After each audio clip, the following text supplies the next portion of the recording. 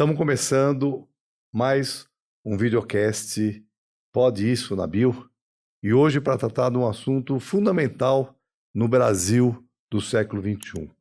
A questão indígena, a importância da gente poder olhar para as terras indígenas, para os povos originários como participantes fundamentais, como protagonistas fundamentais no nosso país. E para isso eu estou recebendo hoje aqui duas pessoas assim muito importantes para a luta indígena, que é a Neidinha Suruí, que é uma liderança indígena importante dos Paité Suruí, no estado de Rondônia, e a Tsai, que já é bastante conhecida por ser colunista da Folha, por ter discursado também na COP26, né, em Glasgow. Ela já está morando aqui em São Paulo desde o começo desse ano, na terra indígena do Jaraguá, e que vão, portanto, falar um pouquinho da questão da Amazônia, da questão também das terras indígenas aqui na cidade de São Paulo, falar um pouco de como foi a participação dos povos indígenas na COP30 em Belém, em suma, falar dos grandes conflitos que existem hoje no país em torno, né, desse tema, infelizmente com ainda muita incompreensão, não só do Congresso, mas até mesmo da população brasileira, da importância que os indígenas têm no nosso país. Eu vou começar aqui com a Neidinha para ela falar um pouquinho da Tsai. Ela é muito jovem ainda, né? Mas ela começou a militância dela muito cedo, né? Você podia contar um pouquinho como é que foi a primeira vez que ela subiu e falou no microfone? Como é que foi isso? Então, Nabil, primeiro eu quero te agradecer de estar recebendo a gente e dizer que eu sou um ativista dos direitos humanos e do meio ambiente, que a grande liderança é o pai da Tsai, que é o Almir Suruí, que é o nosso chefe maior do povo, né? Ele é que é a liderança, a grande liderança indígena dos Paité. E como que essa menina, né? Como que a Tsai começou? Esqueci uma coisa também muito importante. Para quem está ouvindo, eu estou vestindo uma roupa indígena, com grafismo indígena, eu sou uma mulher com cabelos pretos, a pele uma mistura de um pouco marrom, e eu sou uma mulher pequenininha com os cabelos longos, viu, gente? E com os olhos pretos. Então, respondendo a pergunta. A Tsai, quando ela tinha 5 aninhos, a gente estava fazendo uma manifestação contra o governo do estado, porque a gente estava lutando pela demarcação de 5 terras indígenas, que era a terra indígena Uruê-Uauau, Mequém, Zomerê, Quazá e Caripuna. E a Tsai, no meio, a gente cercou o palácio do governo, né? Cercamos naquela manifestação toda, e a Tsai sumiu, simplesmente sumiu, aquele monte de gente, aquela loucura. E eu e o pai dela, cadê a nossa filha? A menina estava sumida. Aí a gente ouviu uma vozinha lá, falando, deputado, estou imitando ela aqui, viu, gente, vocês que estão ouvindo aí, deputado, eu queria que o senhor protegesse o direito das crianças indígenas. E a gente, caramba, é a nossa filha. Aí a gente correu, ela estava com o deputado Eduardo Valverde, que já faleceu, que era um deputado do PT, que era um defensor árduo dos direitos dos povos indígenas, muito importante para a gente. Então, foi a primeira vez que a Tsai, né, pega um microfone no meio de um movimento de uma reivindicação, sozinha, sem orientação de ninguém. Até hoje a gente não sabe como é que aquela criança com 5 anos faz um negócio daquele, entendeu? Ela vivia numa família que estava nessa luta, né? E você, como é que é a tua memória sobre o começo desse ativismo? Primeiro, obrigada também, né, Nabil, pelo convite, de estar aqui no podcast, conversando com você, né, muito legal. Meus pais sempre foram ativistas, sempre foram defensores, sempre foram guardiões guerreiros, né, minha mãe falou do meu pai, nosso Label RH, minha mãe mesmo sempre foi uma grande ativista, né, e sempre me levaram para os protestos, para as reuniões, né, E eu acho que parte do nosso conhecimento indígena também, ele é passado dessa maneira, né? De forma oral, ele é passado acompanhando nossos pais, nossas lideranças, nossos mais velhos, assim que a gente aprende também, né? Por isso que muitas vezes as pessoas falam, não, aqui não é lugar de criança. Criança, quando são alguns assuntos importantes, né? As crianças não podem estar aqui. Mas criança entende, sim, né? E criança, na verdade, entende muito bem, né? Se a gente orientar, se a gente ensinar, educar, né? As nossas crianças, elas entendem muito bem sobre o que está acontecendo. E acho que foi assim que eu aprendi também, né? Muitas pessoas perguntam, mas quando que você virou ativista? Quando que você decidiu lutar? Não teve um momento, eu acho, né? Mas sim, quando vendo eles, né? Vendo o meu povo, a luta do meu povo, a gente já entende que já nascemos na luta, né? Bacana. Já que você fez autodescrição, eu também vou fazer a minha autodescrição. É importante. Né? Tem que fazer também, verdade. Né? Eu tô vestindo uma camisa mais ou menos laranja, né? Que eu comprei no Equador, né? Porque eu já tive em vários países, vários países aqui latino-americanos, no México, né, na Colômbia, na Venezuela, no Chile, no Peru. E a gente sabe que essas fronteiras desses países, na verdade, são fronteiras artificiais, né? Mas, então essa camisa é uma camisa do Equador, né, que também é uma camisa também com traços indígenas de lá. Meu óculos é vermelho e eu tenho os cabelos enroladinhos, já bastante grisalhos. Mas eu queria perguntar para vocês duas estiveram agora na COP Belém. E essa COP foi uma COP importante, né? Eu acho que a maior importância dessa COP, inclusive já falei sobre isso, foi exatamente a mobilização dos movimentos sociais, dos povos originários, dos sem terra, de todos aqueles que estão lutando pelo meio ambiente. E a luta do meio ambiente hoje é uma luta que está muito ligada à luta indígena, da defesa das suas terras. Então, eu queria que vocês falassem um pouquinho como é que foi essa experiência de estar na COP de Belém. E, particularmente, para Chay, queria perguntar como é que é a diferença da COP de Glasgow com a COP de Belém. E falar um pouquinho também o que vocês acham, se deu resultado, se não deu, que vocês acreditam que avançaram. Tá, então bora lá. Primeiro, gente do céu, eu sou da Amazônia, tá? Esqueci de falar isso para vocês. Então, eu tô conhecendo o Nabil, conheci ele ontem, né? Já gostei demais dele. Eu tô aqui, ganhei uma caneca chamada Pode Isso, Nabil. Então, eu vou ligar o Pode Isso, Nabil com a COP, né? Será que pode, Nabil? Pode isso, Nabil? Na COP se colocar, sabe, ter mais de 1.000 povos indígenas e apenas do lado de fora? E poucos do lado de dentro? Será que pode isso, Nabil? Poucos decidirem em nome de muitos que queriam estar falando? Eu reconheço os avanços da COP, né? Costumo dizer para as pessoas que um dos avanços para mim dessa COP foi na questão dos afrodescendentes, que é a primeira vez que se tem uma citação numa COP da importância para a biodiversidade dos afrodescendentes, que as outras COP não fizeram isso. Então, e isso é muito forte, principalmente no Brasil, onde as nossas origens são origem indígena, mas nós também tivemos o povo que veio da África, né, um povo que foi escravizado, né? Não era um povo escravo, é um povo que foi escravizado. E ter esse reconhecimento na COP, num país onde a maioria é preta e não se reconhece como tendo uma maioria preta, é muito importante, tanto para o Brasil como para os outros países.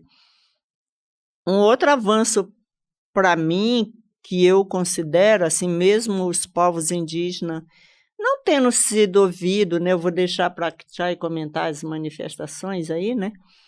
Mas como nós gostaríamos que tivesse sido ouvido, mas para mim foi um avanço muito grande demarcar 4 terras. porque nós passamos 4 anos do governo Bolsonaro onde não se demarcou 1 centímetro de terra.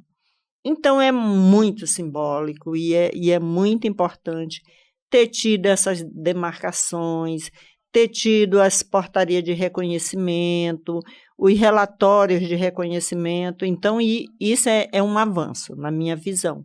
Mas, no entanto, para mim, participação ela tem que ser mais ativa, sabe? Não é número, participação não é número. Se a gente limitar participação a número e limitar de que, porque no governo tem indígena, no governo tem ambientalista e a gente já está ouvido, para mim isso não é verdade.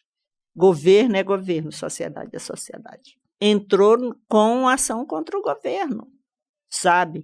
Então a população tem que entender... E o governador do Mato Grosso também. Governador do Mato Grosso, sabe? Entrou com uma ação contra a demarcação. Nós temos, gente, a extrema-direita desse país e a direita destruindo os direitos das pessoas. Gente, na hora que tira... Você que está ouvindo. Então, você que está ouvindo a gente, na hora que tira o direito dos indígenas, eles vão tirar o teu direito, entenda isso. E eles estão tirando o teu direito. Escala 6x1, licenciamento, flexibilizando o licenciamento. Vocês acham que flexibilizar licenciamento é para beneficiar o povo? Não, é para prejudicar o povo. Estão fazendo isso porque aquele Congresso lá inimigo do povo só pensa no umbigo deles. Então, você que é da população e que é quem vai sofrer isso, e eu estou falando da população, não só a população indígena, eu estou falando de você. Você que é branco, você que é preto, você que é amarelo, sabe, você que é vermelho, você que é população, é gente brasileira, é que vai sofrer o que esse Congresso inimigo do povo está fazendo. Isso é importante a gente entender, porque 2026 vem aí. E eles vão querer permanecer lá, e eles estão anos lá. Anos, votando contra o povo. Como é que foi a diferença? Foi 2021, né, que você teve em Glasgow. Né? Isso. No meio do governo do Bolsonaro. Quantos indígenas tinham na COP em 2021? Não lembro, mas muito menos, né? E ali foi um momento bem... como você falou, a gente estava vivendo uma época bem complicada, né? Naquela COP mesmo, né? Eu fui a representante do Brasil porque o presidente da época, que era o Bolsonaro, né? Não esteve presente, né? Assim como o Trump não veio nessa COP também, né? My name is Chai Surui. I'm 1 in 24. But my people have been living in the Amazon rainforest at least 6,000 years. Porque é alguém que é negacionista mesmo, né? E a gente estava vivendo uma extrema violência mesmo contra os povos indígenas, né? Não só que era uma omissão do governo, mas que era incentivada pelo governo também, né? Que deixava acontecer, mas que incentivava para que as pessoas invadissem os territórios indígenas, né? A gente tinha acabado de perder uma liderança também durante a pandemia, da terra indígena Uruauau, né, assassinada por ser um guardião da floresta, né, e como que esses espaços, né, ainda, como minha mãe estava falando, não colocam a gente na mesa de decisão, né, no centro das decisões. Quando eu falei em Glasgow, ali eu falei sobre a importância de se ouvir os povos indígenas, sobre a luta que a gente estava vivendo, né? Mas que a gente tem que estar na mesa de decisão, né? Porque, como você falou, é necessário esse reconhecimento como os guardiões da floresta. Hoje a nossa luta dos povos indígenas não é uma luta só sobre os nossos direitos, né? Mas é uma luta pela nossa natureza, pela nossa floresta, pela vida de todos. E aí depois, eu acho que uma diferença dessa COP, né? Depois da COP de Glasgow, a gente tem o quê? COP só no Sharm el Sheikh, né? Lá nos países dos petróleo primeiro e nos países antidemocráticos, onde a gente não podia nem ter manifestação, né? E agora a gente vê o diferencial dessa COP foi a presença dos movimentos sociais, dos povos indígenas, né? Da população preta, de todos os movimentos sociais no geral, né? Acho que isso mostrou a nossa força também, né? Como que o mundo, né, como que as populações que realmente sofrem diariamente, né, diretamente as emergências climáticas, que a gente já sofre isso, né, estão vendo esses espaços, né, e querem participar desses espaços, né, porque eu acho que a gente tem que fazer uma reflexão, né, Nabil, no sentido não só das COPs, das câmaras, do Congresso que a gente falou aqui, né, do como que hoje os ditos representantes, né, como é que se diz? Estão advogando contra nossos direitos, na verdade, né? E a gente como população parece que não está sendo ouvido, né? E a maioria que está lá não é uma maioria que representa a maioria do povo brasileiro que hoje sofre, né? Porque falar da questão das emergências climáticas, né, é algo que eu entendo que é para todos, né? É um assunto que não diz respeito só a nós, mas diz respeito a você, diz respeito a todas as pessoas, porque é algo que vai afetar todas as pessoas, né? E a gente, na verdade, vê que dentro do Congresso Nacional eles estão lá para defender os interesses das empresas, que eram a maioria que também estavam dentro da COP, né? A gente vai falar da maior delegação dos povos indígenas. Sabe qual que era a maior delegação mesmo? De lobistas.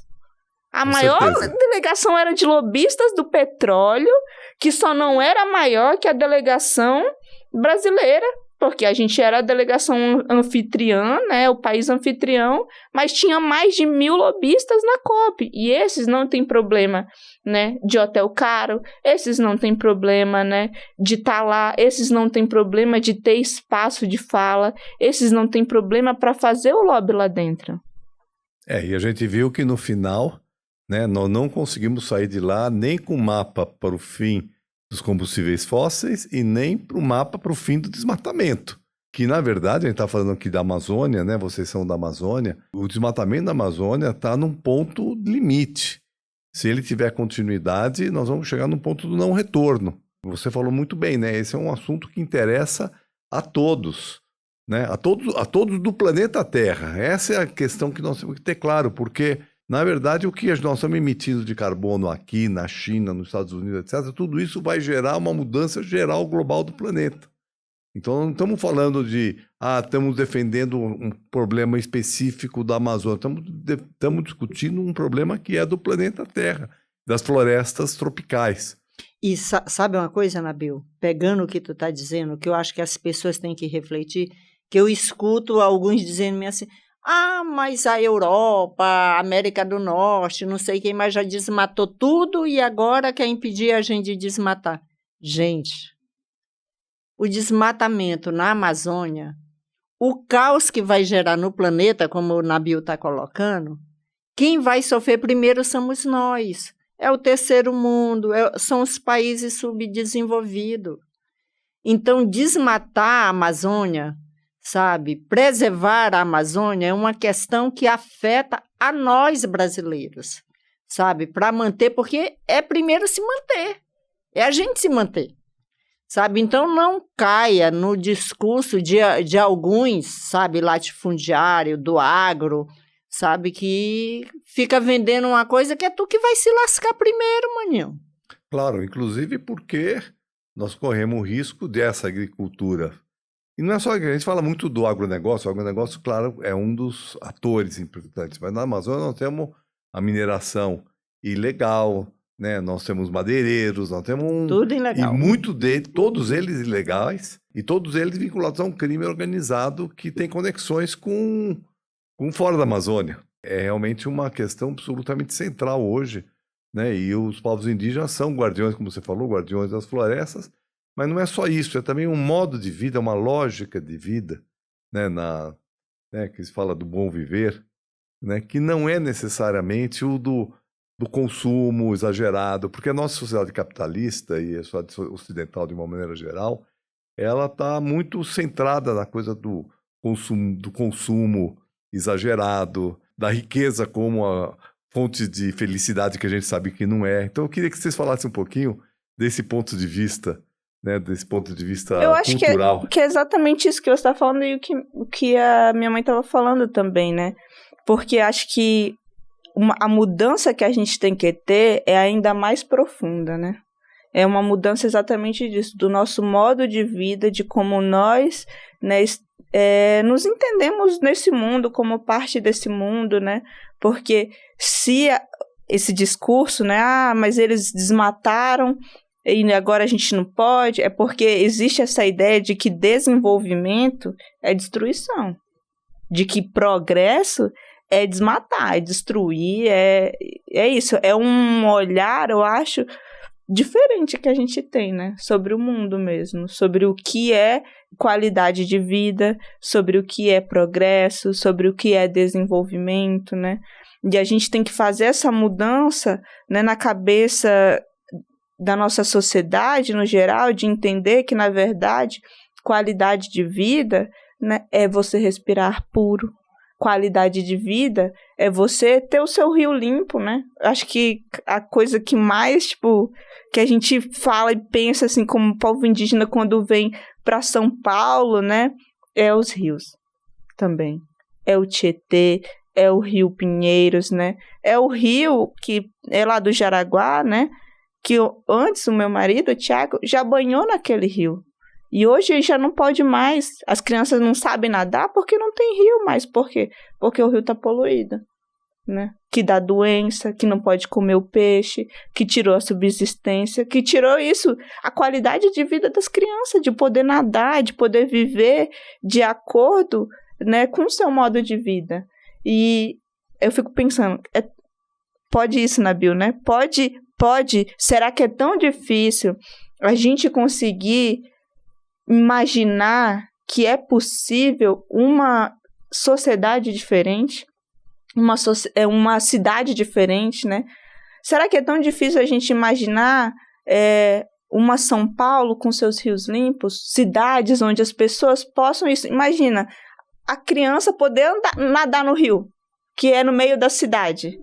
Ou a gente pensar em uma cidade que nos dá alimento de graça, né? Uma das discussões que teve na COP muito foi sobre as mangueiras. Sim. Todo mundo, tem muita mangueira em Belém, né? Que você pode ir lá pegar a manga do chão e comer. Qualquer um, a natureza te dá de graça. Na verdade, a natureza sempre nos deu comida de graça, né? Alguém que pegou e falou, não, eu sou dono dessa semente. Agora você só vai plantar se você comprar essa semente de mim. Mas, na verdade, isso aí, ninguém é dono de alimento, né? A natureza dá de graça, todo mundo deveria poder plantar de graça. As nossas cidades deveriam ter hortas comunitárias, deveriam poder ter árvores frutíferas para a gente comer. Mas é isso, às vezes parece que é difícil botar na cabeça das pessoas que é possível, porque elas estão sempre dizendo, não é possível. É possível e a gente tem algumas experiências localizadas, mas onde isso está acontecendo na cidade, né? Inclusive o nome desse podcast, né? Ele vem muito disso, né? Porque a gente tem mostrado que não pode, né? Por exemplo, devastação, né? Temos mostrado muitas áreas verdes em São Paulo que estão sendo destruídas para fazer prédios, e aquilo que pode e que é positivo, que é, né, por exemplo, parques onde você tem lá a restauração da agrofloresta, onde você tem compostagem, né? Eu tive agora, no final de semana, tive lá numa ocupação que você tem uma horta e tem a compostagem e você tem uma economia circular, o que é criado, o resíduo que é gerado do restaurante, dos alimentos, ele é compostado, ele vira composto agrícola, é utilizado na horta e a horta vira comida. Então isso é possível, sim. Podemos ter isso em São Paulo, podemos ter isso, mas nós precisamos realmente mudar a mentalidade e deixar de ser experiências isoladas e serem amplas. Né? Mas você falou uma coisa interessante, eu vou aproveitar para perguntar para a Neidinha, que é assim, a terra, a natureza dá de graça. Os indígenas estavam aqui, né, há mais de 12 mil anos, né, ocupando as terras e não tinha proprietário. Você podia contar um pouquinho? Você é historiadora também, nós não falamos sobre isso, é historiadora, conhece muito. Como é que foi esse processo de expansão, vamos chamar dos brancos, né? A questão não é de ser branco ou não ser, mas foram dos brancos no Brasil em direção ao centro-oeste, ao norte, à Amazônia. Como é que os indígenas foram expulsos das suas terras? Como é que eles se reagruparam? Então, Contando um Nabil, pouquinho também da tua própria terra lá em Rondônia. eu vou começar contando pelo que tu me mostrou ontem. Lembra? Tu me pegou, me levou ali, eu até tenho aqui, não consigo ler, gente, agora porque... Mas o Nabil, aqui na Câmara Municipal de São Paulo, tem uma inscrição na parede da Câmara, que é dizendo, né, enaltecendo os bandeirantes porque vieram em busca de ouro, índios e diamante, né? Na verdade é uma inscrição, gente, essa coisa dos bandeirantes. Bandeirante foi os primeiros a expulsarem os indígenas, matarem os indígenas para se apropriar dos territórios. Aí quando o Nabil me mostrou isso ontem, aí eu pergunto, pode isso, Nabil? Não só dos territórios, das próprias pessoas. Das pessoas. Por Porque isso que ele eu também estou te perguntando. escravizaram os Pode isso, indígenas. Nabil? É. Claro Pode? que não. Claro que não. E qual é a tua proposta aqui na Câmara? É tirar Vamos essa falar inscrição. disso. Tirar essa inscrição e a gente pôr outra, né? Que possa falar dessa terra, né? De outra maneira. Exatamente. Eu acho que essa mudança é uma mudança, é simbólica, né? Mas ela expressa uma postura também da sociedade em relação à nossa própria história. Isso, gente, isso que o Nabil tá propondo é super interessante. Porque na vida da gente, tudo é a nossa identidade. Qual é a identidade do povo brasileiro? Que identidade nós temos? A identidade do português que veio para cá e mandou prear os indígenas, matar indígenas, se apropriar do território, levar as nossas riquezas para fora. E aí a gente homenageia quem surrupiou o nosso país, a nossa terra, com uma placa na Câmara Municipal. Isso é identidade, gente. A gente não pode ter a identidade de quem nos destruiu. A gente precisa ter a nossa própria identidade. E o que o Nabil propõe é uma coisa que fala da identidade do povo brasileiro, do povo paulistano. Então, isso é importante quando a gente faz as mudanças necessárias. E aí, pensando nessa coisa da mudança necessária e dessa questão da identidade, quando você, né, pergunta como é que foi, sabe, a invasão do território, porque o Brasil sofreu uma invasão. Os territórios indígenas, eles foram invadidos, sabe, desde a época do SPI, embora o SPI criado com a ideia, Serviço de Proteção ao Índio, né, para que as pessoas... 1910, gente, estou falando lá atrás, né? A ideia era... O discurso era integrar para não entregar. Ou seja, vou integrar os indígenas todos na sociedade, vou tomar seus territórios, né, vou enfiar-lhe outras culturas, porque, voltando ainda um pouco mais atrás, o Marquês de Pombal, né, tinha uma lei que proibia os indígenas de falar a língua, a sua língua. Tinha todo mundo que falar português. Então, isso foi imposto. Aí se impunha outra cultura para se apropriar da terra, para se apropriar das riquezas da terra.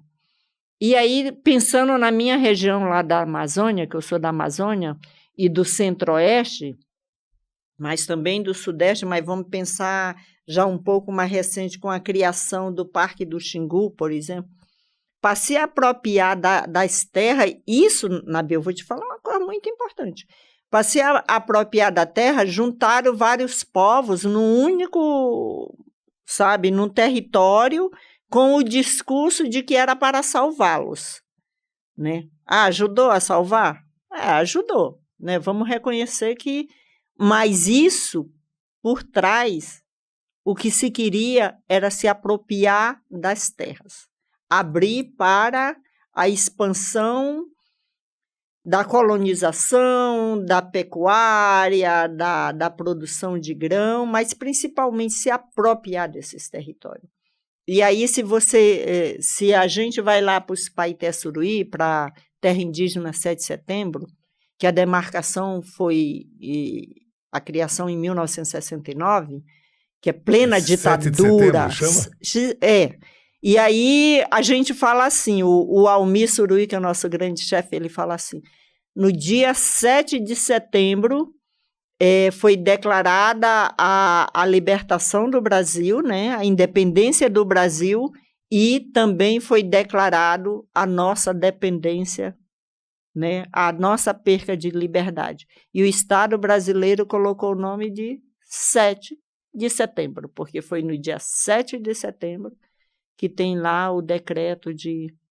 Mas o que aconteceu? Os Paité Suruí, que eram 5.000, e ocupavam toda uma região que hoje, inclusive, é a cidade de Cacoal, uma cidade muito importante, que é um polo agrícola muito importante para a questão do café, muito reconhecido, né? Tem regiões ali como um bairro que é chamado de Riozinho, era onde estavam as principais malocas, que são a residência dos Paité, né? E eles foram expulsos para reduzido para um território bem menor. Então, quando as pessoas falam assim, os indígenas estão morando na cidade. Não, gente, indígena não mora na cidade. A cidade é que entrou no território indígena porque se apropriaram da sua terra. E aí, no período militar, período da ditadura militar, onde teve muita demarcação de terra indígena, você que está me ouvindo, se você pega uma imagem satélite, você vai ver que as demarcações têm muito aquele quadrado, o chamado quadrado burro, né? Que é aquela, se marca linhas retas. E aí, linha reta é uma coisa de colonização, não é indígena. Não é natural, não é orgânico. Não é orgânico, não é natural, se anda, sabe, é circular, são os rios, são os igarapés, entendeu? Então, entender um pouco da história ajuda também a tirar essa coisa de que os indígenas estão na cidade. Não é os indígenas que estão na cidade, é a cidade que está. Os indígenas perderam os territórios porque o Estado se apropriou dos territórios para dar para os invasores, desde 1500, não é uma coisa, sabe, da agora. E é super importante, eu volto lá, né? Pode isso, Nabil? Pode, Nabil, pode isso. São Paulo, a Câmara de São Paulo, manter, sabe, a louvação a quem se apropria, a quem destrói, a quem surrupiou os bens do Brasil, sabe? E aí eu estou falando do Brasil geral, tá, e essas terras que foram para o Estado, na verdade, foram todas griladas. E hoje tem proprietários, grandes proprietários, que querem continuar esse processo. Sim. Eu falando dos Paité, da demarcação, eles eram 5.000 no primeiro, na história. Eles, em 2 anos de contato com o não indígena, eles se reduziram a 250. Até hoje, nós estamos em 2000, vamos entrar em 2026... eles não conseguiram recuperar a mortandade que teve. Eles são 2.500. Estou falando de 1969 para 2026, gente. Vocês sabem o que é isso? Isso é genocídio, gente. Isso é genocídio. Na verdade, é como se dá o processo de colonização, né? Como se deu todo o processo de colonização da América, né? Ainda se dá hoje, né? E continua se dando, né? Porque... no caso, o Brasil e a Amazônia, talvez... E no Brasil, eu estou falando do Brasil, mas é Colômbia, Venezuela, Bolívia, né? Toda a América, né? Toda a Amazônia hoje é sendo atacada porque ainda é uma área que ainda está em processo de expansão.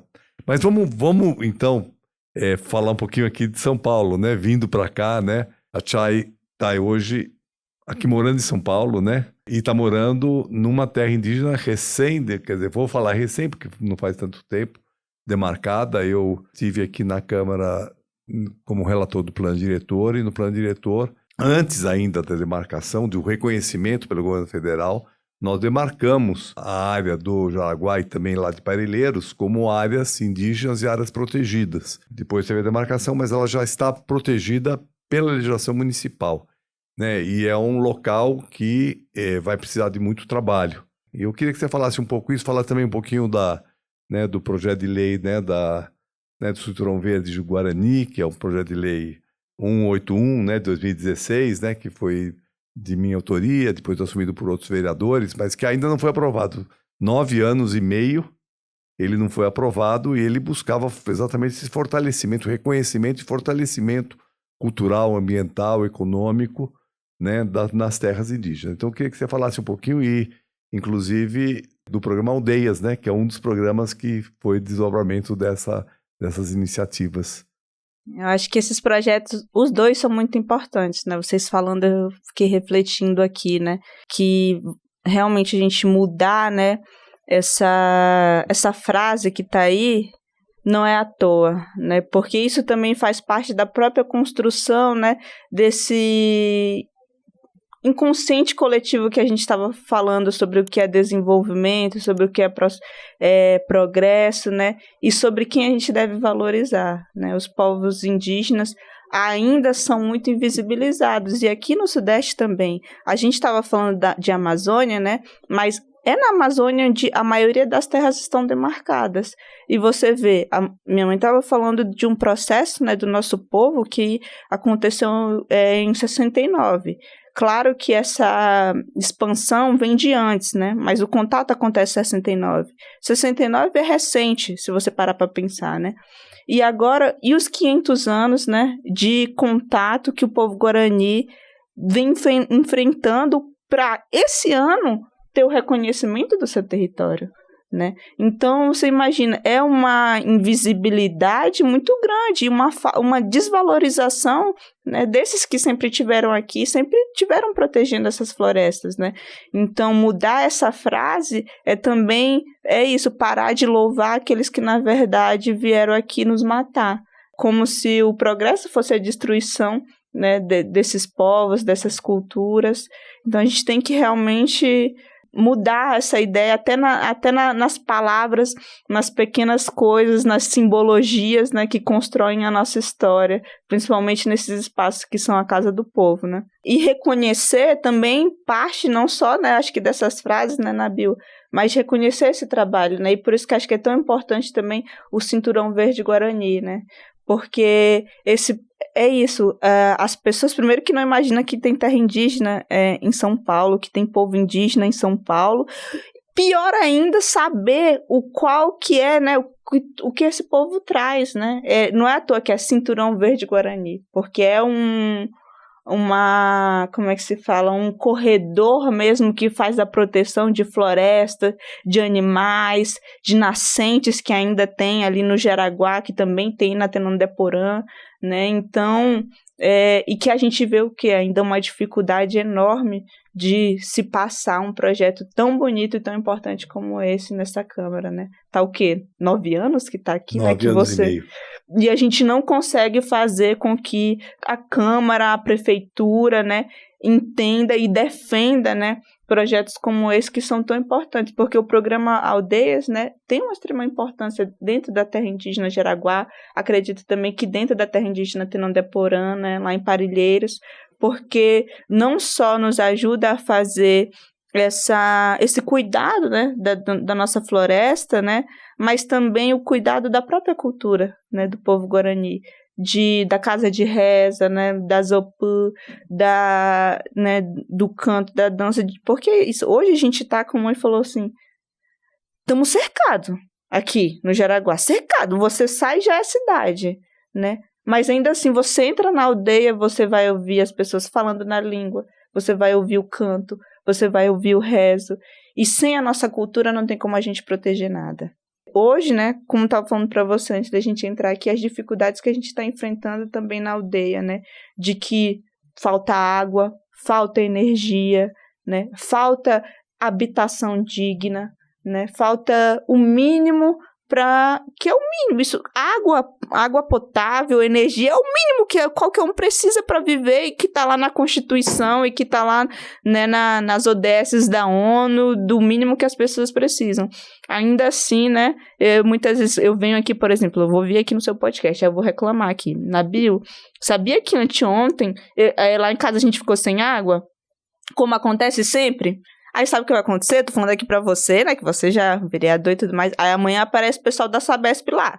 Aí vai, abre a torneira, tudo lindo. Ó, tá vendo? Tá funcionando, tem água. Aí no outro dia, já falta água de novo. Ah, mas eu vim aqui, tava tudo funcionando.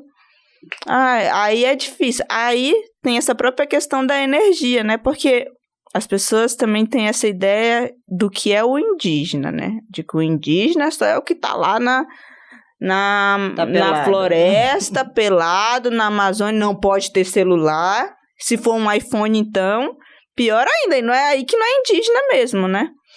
E a cultura não é como é que fala? Parada para sempre, né? Mas a nossa essência é de ser natureza. Então, a gente junta a tecnologia hoje, desse novo mundo, para defender isso, né?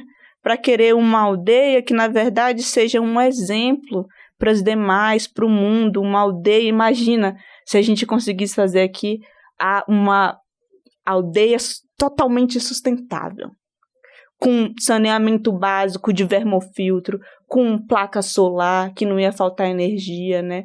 Pensando o tratamento da água, pensando o lixo, né? Porque a gente ainda é invisibilizado demais em São Paulo. O lixo e não fazendo incinerador, né? Exatamente.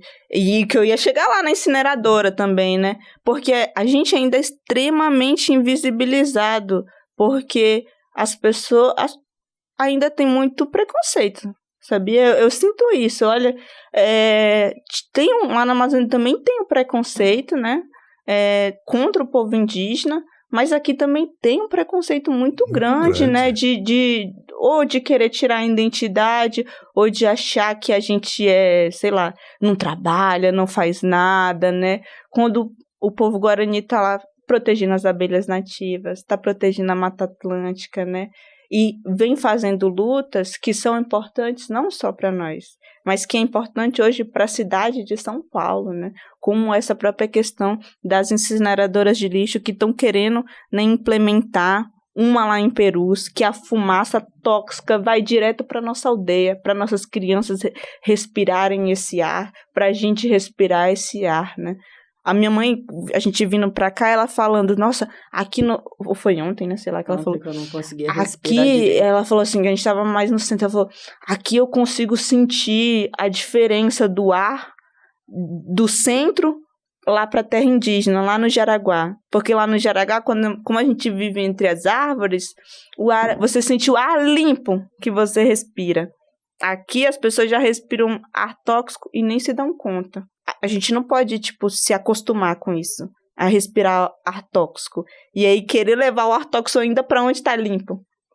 Então, aí o nosso projeto do Cinturão Verde de Guarani, a ideia é que as terras indígenas aqui no município de São Paulo, elas possam ter uma gestão própria, integrada. Mesmo quando há uma intervenção da prefeitura nas terras indígenas, é assim, um dia é habitação, um dia é cultura, outro dia é educação, saúde. E a gente sabe que essas coisas são integradas. Quando está falando de meio ambiente, né, como nós estamos falando de preservação das árvores, nós estamos tratando de saúde.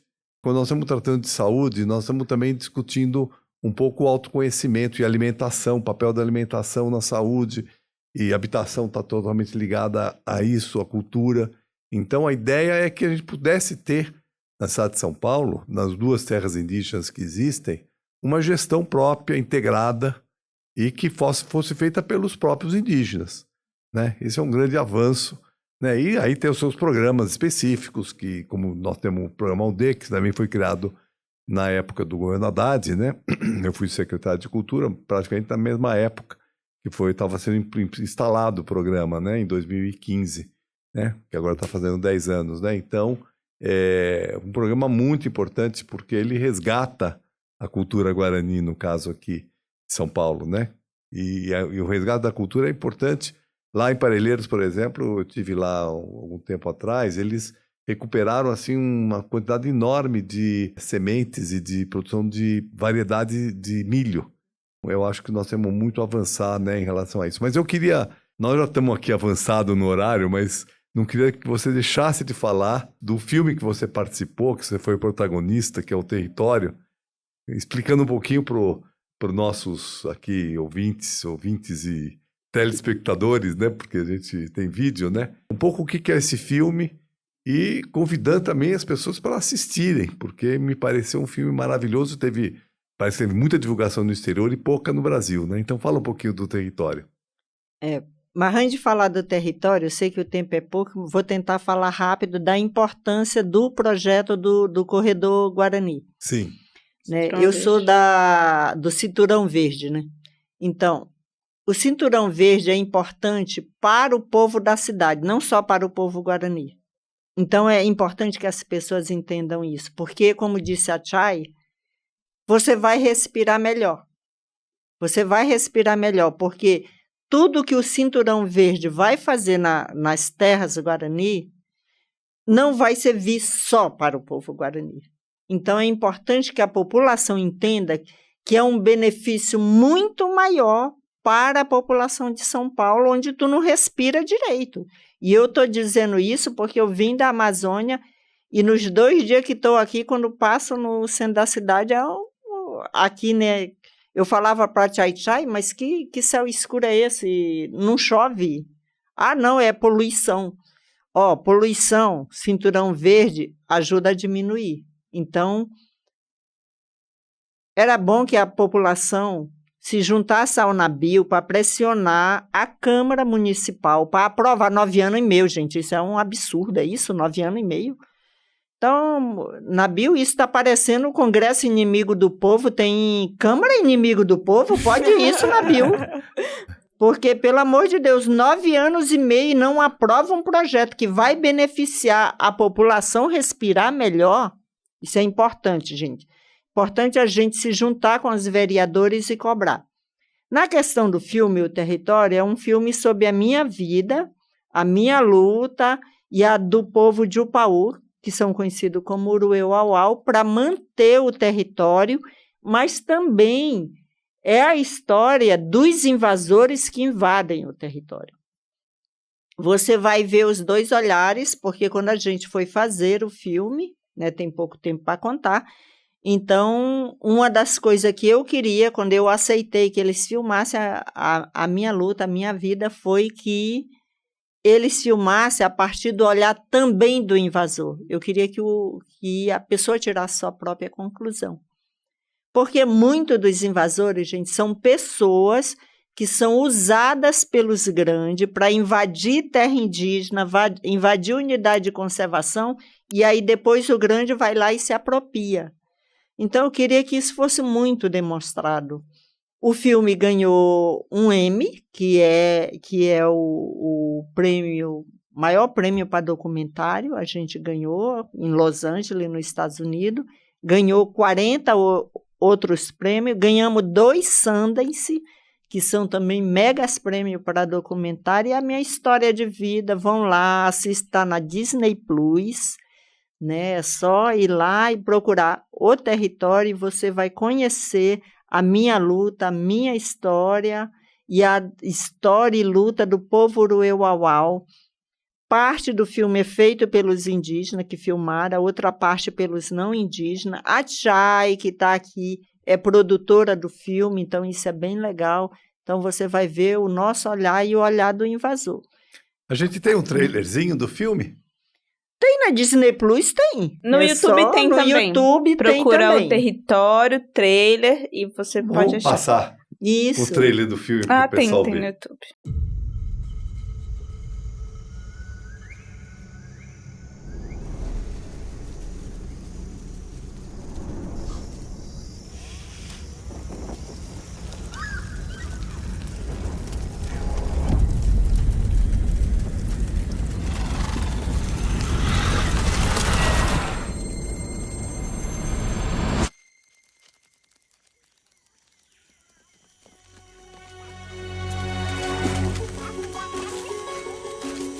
A floresta, os rios é a nossa casa, onde a gente se mantém.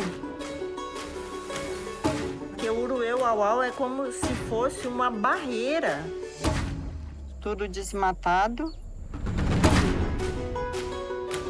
Ela é, pra mim, no meu ponto de vista, o coração, não do Brasil, mas sim do planeta em geral.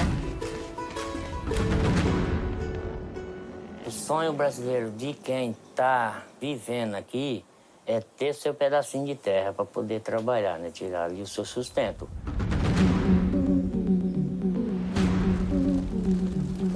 Produzindo alguma coisa, plantando para fazer nosso Brasil ir para frente. Eu mesmo falo, eu nunca vi nada de índio. Fala, ninguém nunca viu, não. É, só fala também. E o que eu fico revoltado é que a gente ainda é considerado bandido, pessoas que atrapalham o país, entendeu? Desce no coco, vai estar no rio. Eu tô ali, eu acho. O cara vai estar ali, né? Vai.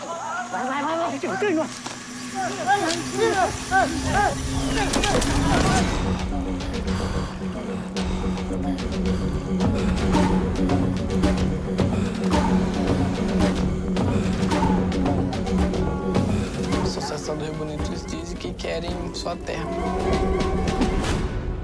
Mas, no meu ponto de vista, eu acho que eles querem mais do que a terra. Eles querem acabar com o povo indígena, acabar com os isolados. A gente não vai permitir que aconteça, não.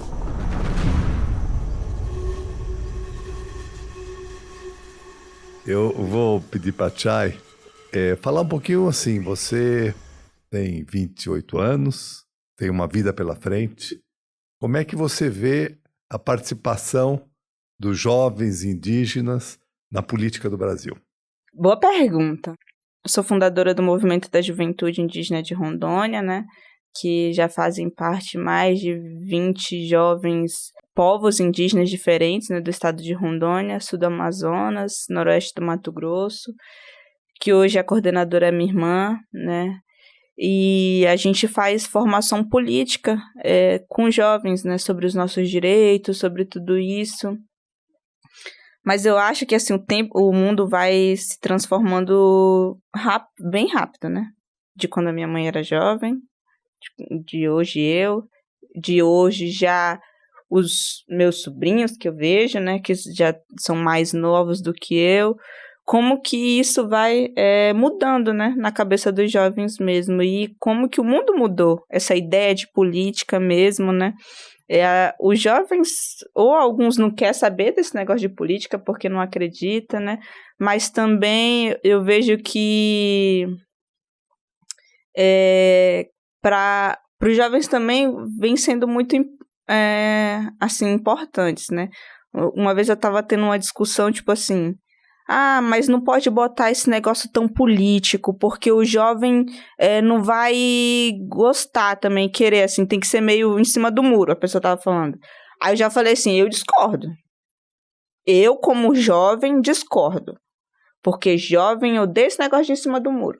Não gosta. Que se ele vê que você tá em cima do muro, ele, na verdade, jovem gosta de quem tem opinião. Por isso que o mundo acho que tá tão dividido hoje também, né? De assim, direita, esquerda, essas coisas, né? Porque ninguém quer mais ninguém em cima do muro. Então, mas para onde que a gente também tá levando os nossos jovens, né? Porque não é à toa. Hoje o jovem eu acho que está muitas vezes sem perspectiva. Os jovens indígenas também, né? Hoje a juventude indígena é a que mais se suicida no Brasil. Não é à toa. Por quê? Falta perspectiva de vida. Tem muito alcoolismo também, né? Tem, a gente hoje tem um problema do alcoolismo, das drogas, não só com jovens, né? Mas isso faz parte. Por que falta perspectiva de vida? Como você vai ter perspectiva se você está lutando por seu território, se você vive sob tanta violência, se não tem educação de qualidade, se não tem saúde de qualidade? O jovem cresce sem perspectiva mesmo, né? E acho que a ideia de criar movimentos como esses, né, que a gente fundou, é exatamente de mostrar ao jovem que o jovem tem essa vivacidade, essa vontade de lutar, né, de como diz o Galo, um amigo nosso também, né? Organizar o nosso ódio, né? De saber como nós, como jovens, vamos poder lutar pelos nossos direitos, né? Como que a gente... Então, eu vejo muitos jovens também que vêm ocupando esse espaço, né? Mas ainda acho que existe um preconceito também, sabia? Das pessoas mais velhas, às vezes, com os jovens. De achar que o jovem não, você tem que viver mais, você ainda... Claro, a gente tem que viver mais. E eu reconheço que a gente também está aprendendo, né? E a gente também tem que estar com o ouvido muito atento aos nossos mais velhos, porque isso faz parte da nossa cultura indígena. Respeito aos mais velhos, saber ouvir. Assim como as pessoas, acho que excluem as crianças, igual eu falei no começo, hoje a sociedade não indígena exclui os mais velhos. Tem preconceito com as pessoas velhas também, né? E fica excluindo.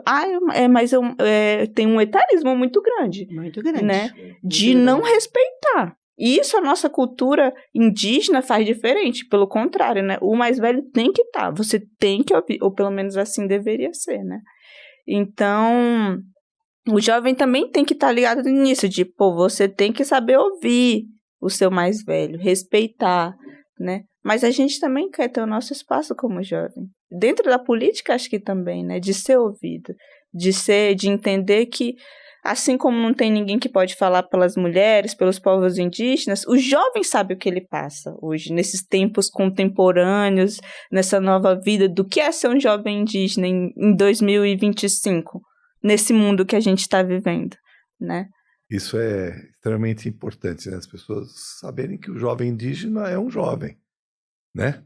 É um jovem, não é essa, né? Porque às vezes os brancos, vamos dizer assim, acho que o indígena é isso que você falou, é o que está na floresta, é o que está lá. Aqui em São Paulo nós temos 2 terras indígenas, mas nós temos muitos indígenas que não estão nas terras, né? Bem lembrado mesmo, né? Porque eu falei da invisibilidade, né, do povo Guarani do Jaraguá, mas não só essa invisibilidade acontece com o povo Guarani, mas como acontece, acho que em toda São Paulo, né? As pessoas não sabem, mas São Paulo é o estado com maior diversidade de povos indígenas do Brasil. Ou seja, a maior quantidade de povos diferentes está aqui em São Paulo. E que as pessoas não sabem, não se dão conta. Né? Por conta da migração também, né? E não só migração dentro do próprio Brasil, né? Porque hoje é isso, eu sou de Rondônia, mas hoje eu tô vivendo aqui, eu sou uma mulher indígena. E eu não perco a minha identidade, como a mãe falou aqui, só porque eu não estou no meu território. O que me faz, né? Senão é isso, tiraram o território exatamente para tirar nossa identidade, mas eu sou mulher indígena, eu sou paitessero em qualquer lugar. E também da imigração dos povos de fora também. Você falando da sua camisa, né? A gente sabe que tem a Bolívia, o Equador, o Peru, são países extremamente indígenas. E muitas dessas pessoas vieram para cá e seus filhos nasceram aqui, ou seja, eles são brasileiros e são indígenas também, né? Então tem que ter esse olhar para eles também que tem... que são também visibilizadas, eu vejo, né? Porque tem que pensar isso, nesse modo de vida diferente. Acho que o São Paulo também é um reflexo dessa mistura do Brasil, né? Com certeza. E como você falou, nós como... Aliás, do mundo, né? Do mundo. Porque, por exemplo, minha família veio da Síria, veio fugida da Síria. Então, né? E como que a gente pode pensar um mundo, uma cidade onde a gente se respeite, né, nas nossas culturas? Então, eu vejo que é isso, a gente também tem que ter um olhar para esses outros povos que também estão aqui, né? E que fazem parte, construíram São Paulo também. E os jovens estamos aqui também para construir uma São Paulo diferente, né? Um planeta melhor, com mais natureza, com um modo de vida diferente, onde todos ser respeitados, todas as culturas, né? E é isso, eu acho. É isso, mas aí para concluir mesmo, então, Neidinha, então a gente viu do ponto de vista dos jovens e temos uma ativista experiente. Não, eu sou velha mesmo, ativista velha. Eu sou velha mesmo, gente. Eu sou uma ativista velha, não é mais experiente, não. Eu sou uma ativista velha e gosto que as pessoas entendam. Isso, mas o que eu ia perguntar é, você acha que a política nesse período todo da sua vida, ela mudou alguma coisa para os povos indígenas? Nós temos hoje uma situação diferente de quando você começou a fazer o seu ativismo? Ah, mudou muito, gente. Primeiro que tu não tinha indígena político, né? E a gente teve o Juruna, agora tem a Célia, tem a Juliana, tem a Joênia, que foi deputada, então Tem a ministra. tem a ministra que também foi eleita por São Paulo, né? E que agora é ministra, a Sônia.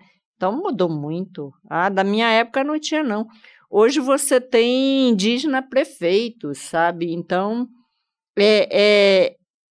é outra coisa hoje e é muito importante, porque é como você e a Chay estavam falando, Nabil.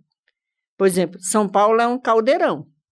É um caldeirão de gente do mundo inteiro, você da Síria, a gente da Amazônia, a gente de tudo quanto é parte. E os povos indígenas, eles hoje, eles têm, e aí eu estou falando do povo indígena em geral, tem essa coisa, nada sobre nós sem nós, inclusive na política. Nada sobre nós sem nós. Então, a gente precisa... Os indígenas hoje estão querendo fazer parte, e os jovens, e eu que sou uma pessoa velha também, né? Os velhos também têm que ter essa experiência que a gente carrega, porque a gente já passou, a gente já foi jovem, então passou por todas as coisas. Nós tivemos a fase do juvenicimento e a gente tem a fase da velhice mesmo, né? E isso é um acúmulo de todas as experiências, e aí eu digo, a gente precisa ter equilíbrio. Né? O equilíbrio entre ouvir, né? e o fazer junto a pessoa mais velha e a pessoa mais jovem, né? Então, assim, eu tenho um gabinete, se eu fosse política, né? Lógico que eu não sou. Mas claro que você é. Eu tô... Você não pode não ter mandato, mas o que você faz é política. O que a Chay faz é política. O gabinete tem que ter jovem, tem que ter velhos e tem que ter de meia idade, porque o vereador ele precisa ouvir todos esses, entendeu? Tem que ter mulheres, tem que ter preto, tem que ter indígena, tem que, né? Porque aí sim, aí o teu olhar amplia para defender mesmo, sabe, o povo, e não ser um congresso inimigo do povo, sabe, uma câmara inimigo do povo, mas ser uma câmara onde tem representação da sociedade. Eu acho muito legal. E nós tivemos alguns avanços importantes, né? Não só esse de ter indígenas que são parlamentares, né? Que estão em cargos como de ministro. Ter LGBTQIA+, isso é muito importante. Mas também tivemos um avanço, assim, avanços e dificuldades, mas de alguma maneira, pelo menos hoje, não se ocupa uma terra indígena sem que isso repercuta negativamente, como no passado acontecia. Uma coisa boa que o governo Lula fez, para mim, quando cria o Ministério dos Povos Indígenas e coloca a Joênia como presidenta da FUNAI, primeiro que ele acerta em duas coisas, ele coloca presidente na FUNAI e que essa presidente é mulher e é indígena. Então, é um gol assim, sabe? É um gol de placa. Lá eu sendo antiga, né? Que antigamente a gente falava, né? Fez gol de placa, né?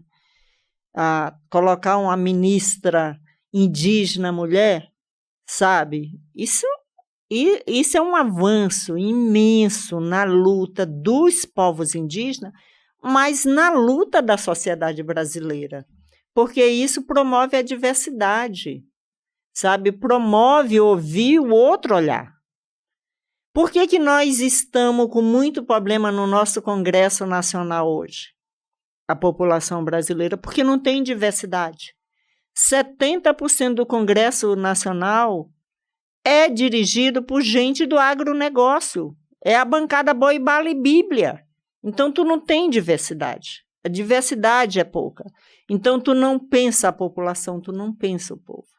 Então, para mim, o presidente, né, quando cria o ministério, quando pega a FUNAI e disse, não, porque aí nós temos nos estados os coordenadores indígenas.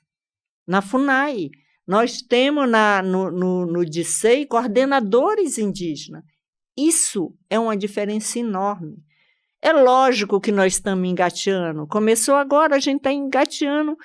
É como um bebê. A gente vai aprender como funciona a burocracia, vai ter erros. Mas tu pensa, um país que passou 1.500 anos dominado só por homens brancos, sabe? E agora a gente precisa ter mais mulheres, sabe? No Congresso Nacional, mais mulheres. E aí não me importa a etnia, a coisa. A gente precisa de mais mulheres, sabe? A gente precisa de mais mulheres indígenas, mais mulheres pretas, mais mulheres LGBTQI, PNA+. A gente precisa ter mais mulheres, mais indígena, mais povo preto, sabe? A gente precisa ser diverso, porque o país é diverso. E aí a gente muda, a gente precisa ter, que nem a gente tem um vereador sírio, né? Que é descendente de sírio. Tu imagina, vocês passaram o maior perrengue lá na Síria com as guerras, com os não sei o quê. O cara já está na Câmara de Vereador e pensando, opa, onde tem o conflito, eu já sei como, né, ouvir para resolver o conflito. É diversidade. É um mundo que é diverso e a diversidade faz a gente ser melhor. É isso. É muito bom ouvir vocês, muito bom conversar com vocês. Pena que a gente estourou totalmente nosso tempo, né? Mas acho que podíamos continuar muito tempo aqui conversando, porque realmente é um assunto importante. Nós vamos voltar a ele, né? Vamos voltar porque é uma questão que nós temos que dar prioridade. Como você falou, a diversidade é uma coisa fundamental.